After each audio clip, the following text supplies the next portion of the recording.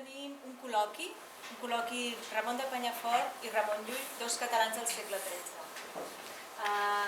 Ara tot seguit presentaré les persones que formen part d'aquest col·loqui, però abans comentar que serà una mica com la cloenda d'aquest any de Llull, que va ser l'any passat, que aquí a la biblioteca es van fer més d'una activitat relacionada amb això, sobretot organitzades per l'Òmnium. Vam tenir una exposició, vam tenir la presentació de l'any Llull a càrrec de Laura Borràs, la presidenta de la Institució de les Lletres Catalanes. Després també vam tenir una taula rodona el mes de maig, fins i tot una activitat per públic familiar i infantil, també el mes de novembre. Doncs bé, això una miqueta clourà tot aquest seguit d'activitat que s'ha fet al llarg d'aquests darrers mesos.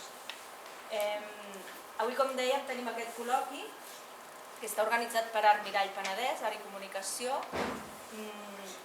Si heu mirat la programació de Festes de Sant Raimon, hi ha paral·lelament una exposició a la Capella de Sant Joan relacionada amb aquest tema. I bé, després del col·loqui està previst fer un recital de música antiga, que serà a càrrec de la Cíntia Monari com a soprano i del Teo al teclat.